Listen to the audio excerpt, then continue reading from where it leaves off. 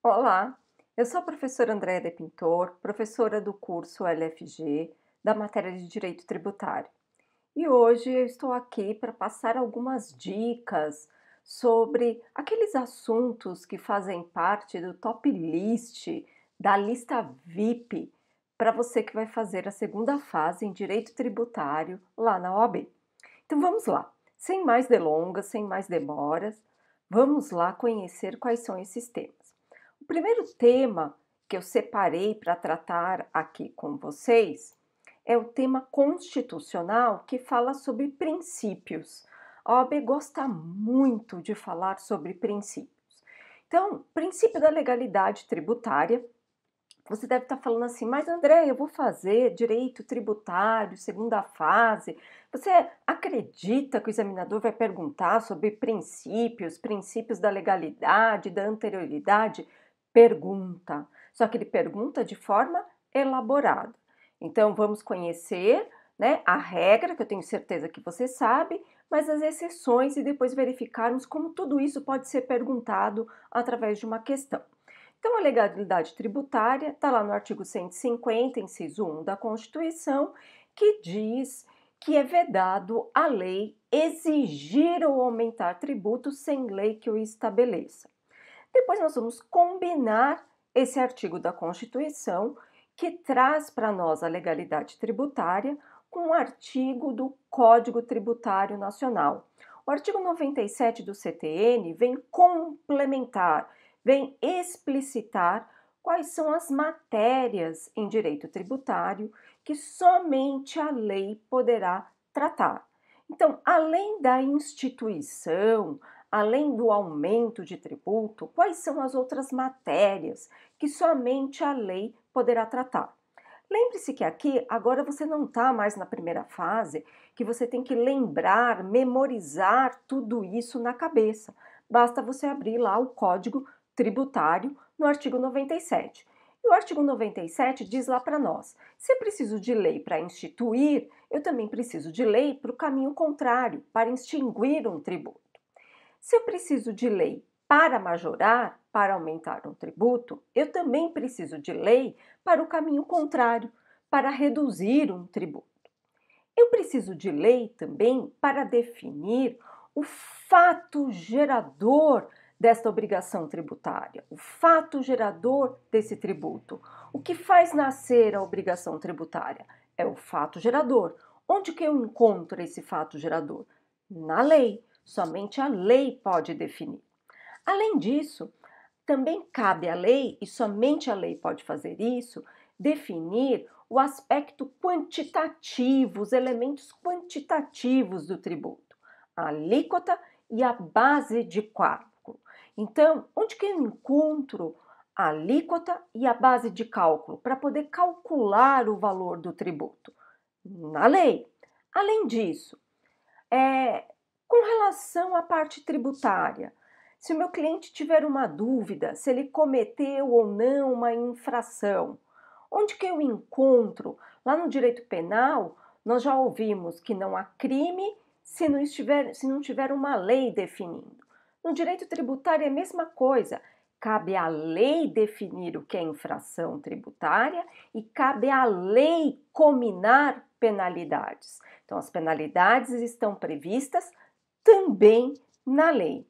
E para finalizar, o artigo 97 vai dispor também sobre as famosas hipóteses de exclusão, que são a isenção e a anistia, as hipóteses de suspensão, previstas lá no artigo 151 do Código Tributário, que impedem a exigibilidade do crédito tributário, e as hipóteses de extinção do crédito tributário, previstas lá no artigo 156 do nosso Código, certo?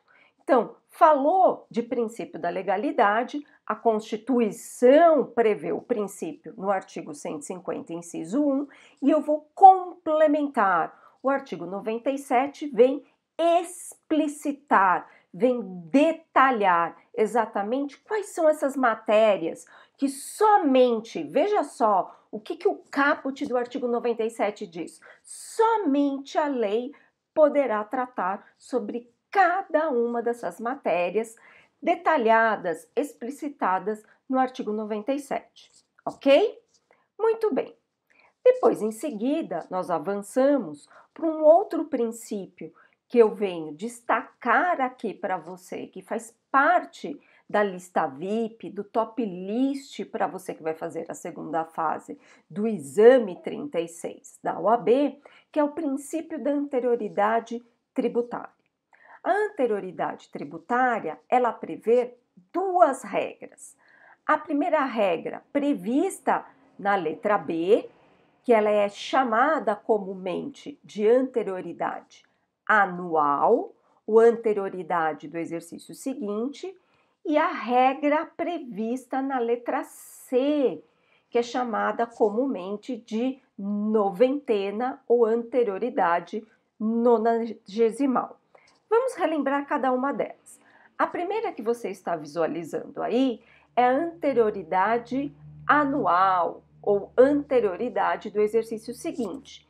Diz a Constituição que, em proteção à segurança jurídica do contribuinte, toda vez que nós tivermos um aumento de um tributo, seja através da majoração de um tributo que já existe ou através da instituição de um novo tributo, este novo aumento, este tributo que foi instituído, ele não poderá ser cobrado dentro do mesmo exercício financeiro em que foi publicada a lei que majorou ou que instituiu esse tributo.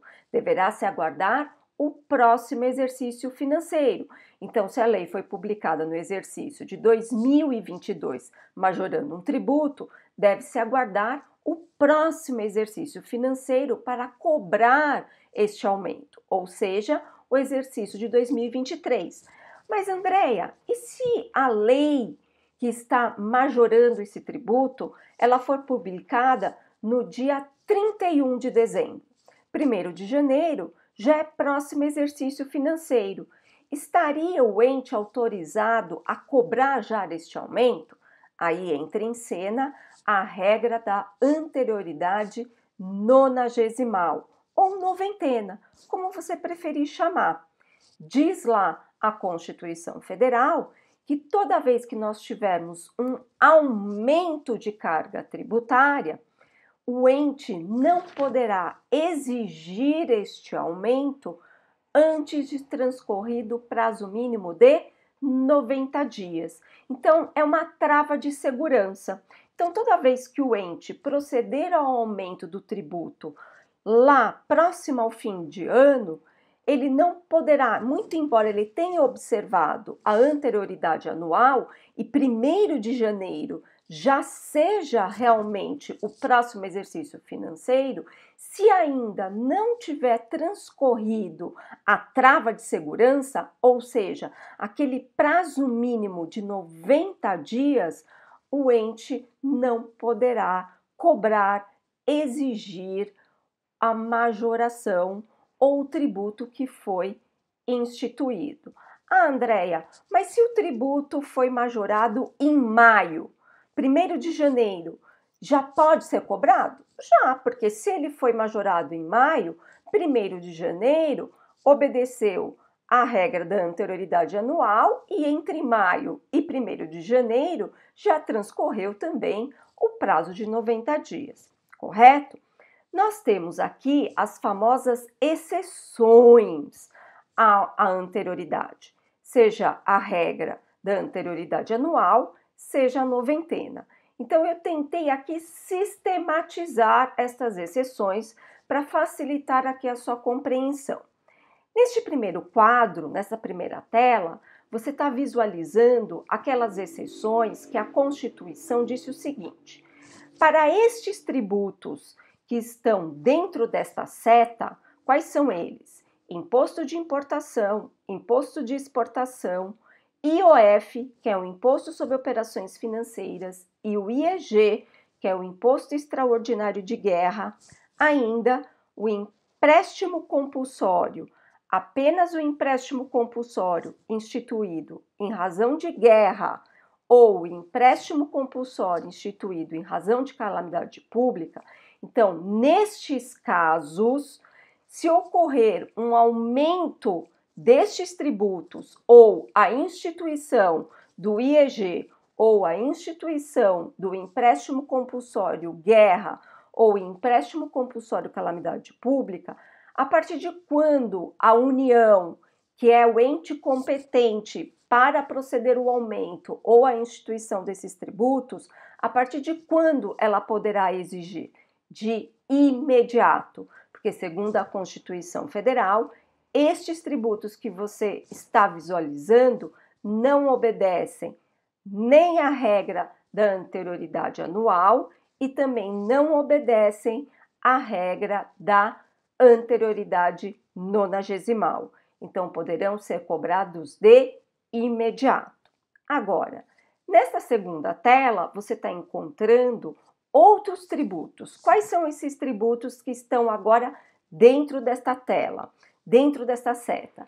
O IPI, que é o Imposto sobre Produtos Industrializados, a CID,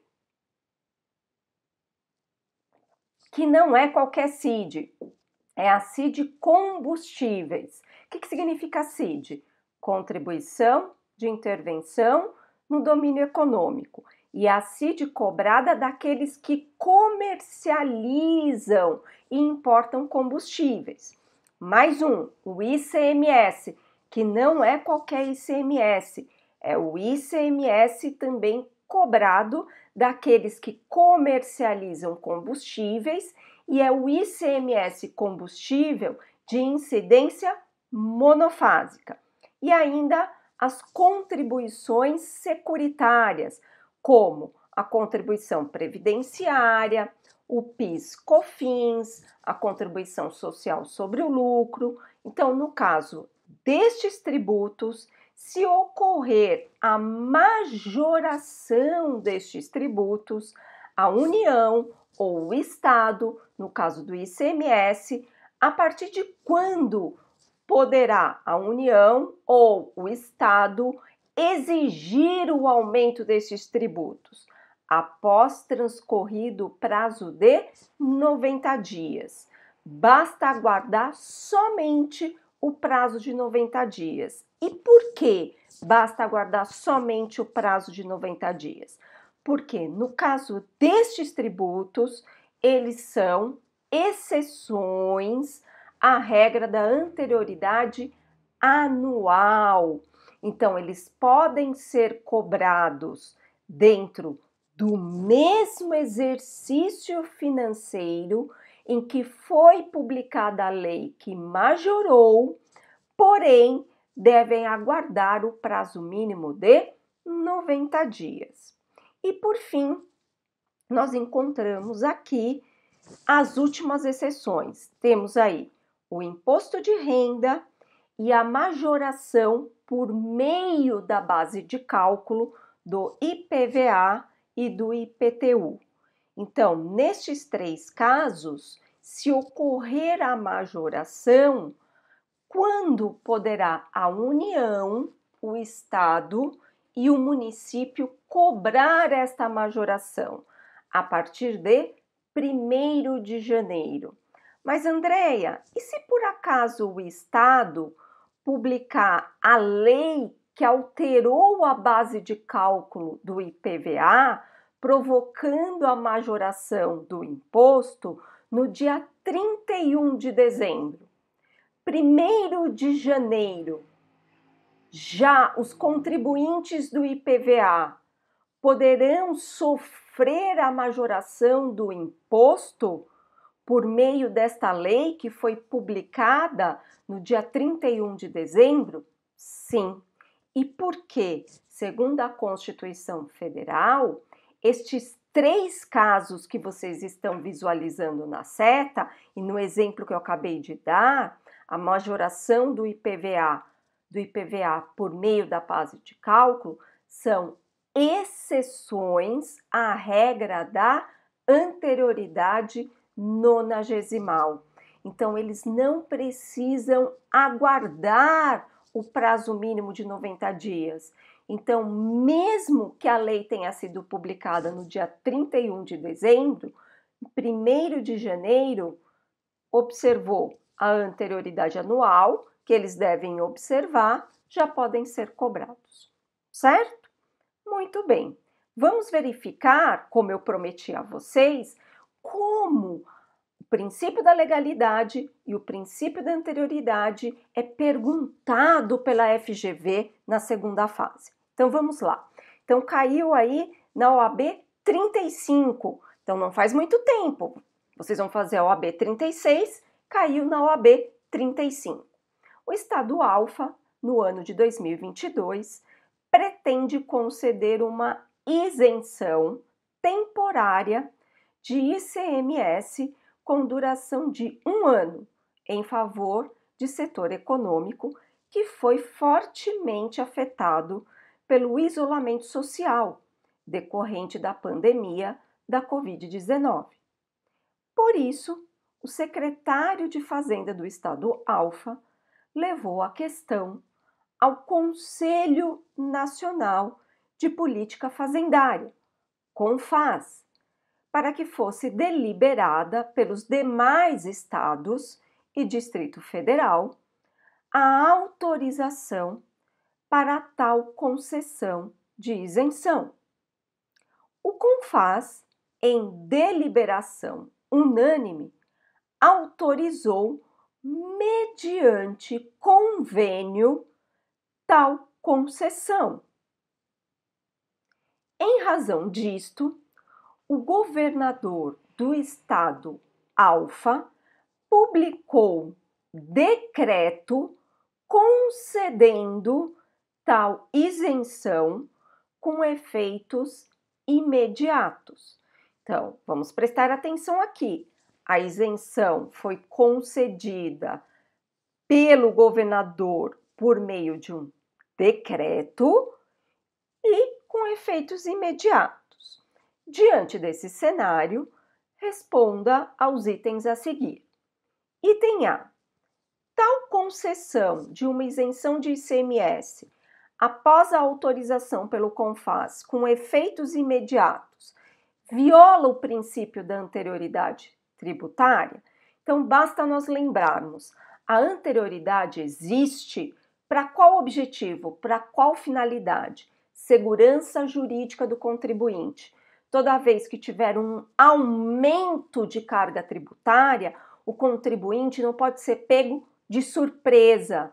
Ele precisa de um prazo para, se quiser, fazer um replanejamento das suas finanças, verificar de onde ele vai tirar dinheiro para poder arcar com aquele aumento, com aquele novo tributo. Então, a anterioridade, ela deve ser observada toda vez que eu tiver um aumento de carga tributária.